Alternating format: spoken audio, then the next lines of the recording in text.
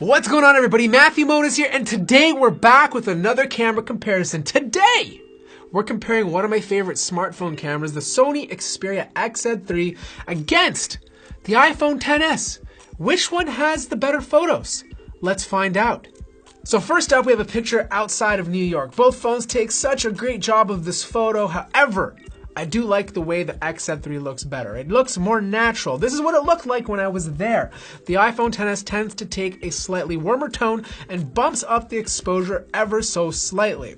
Besides that, dynamic range seems to be slightly better on the XZ3, but overall both pictures are very appealing.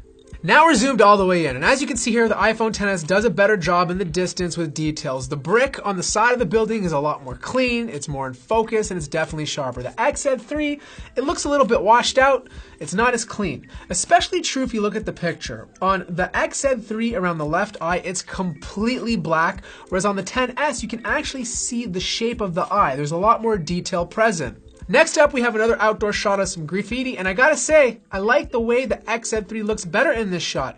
The iPhone looks great too, but as you can see, again, it's taking a warmer tone, whereas the XZ3 has more dynamic range and it looks a lot more real to life. So again, we have another photo by both phones, and this is interesting. I do find the iPhone tends to bump up exposure ever so slightly, whereas on the XZ3, it tends to bump up the contrast ever so slightly. They both look absolutely awesome. If I had to pick one, I'd probably choose the XZ3. I like the way it looks, it's a lot more natural, but again, the iPhone tends to lean towards more warmer tones. So here's a flower shot on a sunny day, and I gotta say, the XZ3 looks much better. There's a lot more color, higher dynamic range, and this looks exactly how the flower looked when I was looking at it outside. The iPhone looks great too. There's lots of detail, the sharpness is on point, I like the way it blurred out the background perfectly, but the vibrancy is just not there compared to the XZ3. So here we have again another example of how the iPhone tends to warm up the picture, whereas on the XZ3 it looks a lot more natural. This is a great photo because again, the iPhone is bumping up the exposure ever so slightly, and the highlights are slightly blown out around the viewing machine where it looks a lot more clean on the XZ3. Again, another photo moments later from the previous one, but I do like the way the iPhone looks better in this one. It did also a better job of exposing the light at the top. It looks a little bit more blown out on the XZ3. They both look great. I think they both did a good job with exposure, but from a visual, subjective standpoint, I think the XS did a better job. So now it's time to talk about nighttime shots, and this is the building from the old Friends show. Right below it is the old Central Perk, and the iPhone XS again is leaning towards the warmer tones. However, it did do a better job with exposure, and there's a lot more detail in the shadows. Now the XZ3 is not bad at all, but I do think the iPhone XS did a better job at night here. The coloring though in the XZ3 is a lot more vibrant, and you do get a bit more dynamic range. However, the exposure is not as good. As you can see on the lamppost, it's a bit blown out. In this low light photo, the iPhone is trying really hard to use its algorithms to make the photo more appealing. That light source is tungsten. It shouldn't be white on the side of my face.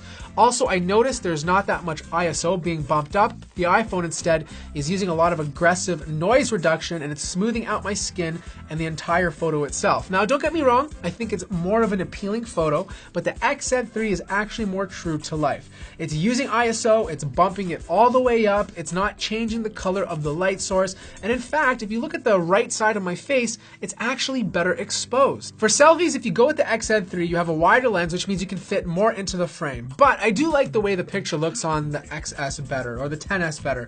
My face looks a lot more natural, even though there's a lot of aggressive noise reduction happening to smooth out my skin. I don't have a pinhead. I find with wider lenses on the front-facing selfie, it makes your face look really obscure.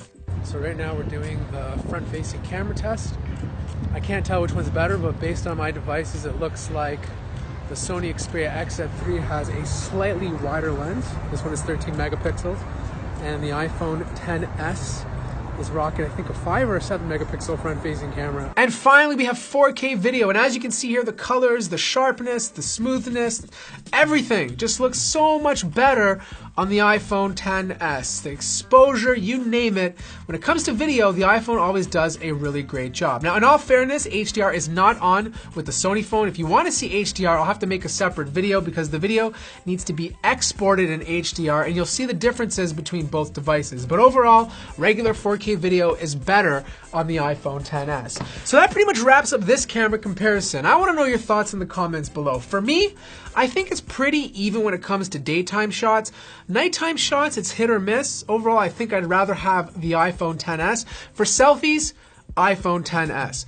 Overall, it really amazes me how good this camera is. I don't think it's the best camera, but it definitely deserves to be up there with the top 5. So anyways, that wraps up this camera comparison. Let me know your favorites in the comments below. If you have any questions about either of these devices, hit me up on Discord. If you want to see some behind the scenes, follow me on Instagram. Like the video if you liked it, subscribe if you haven't already, and I'll see you guys in the next one.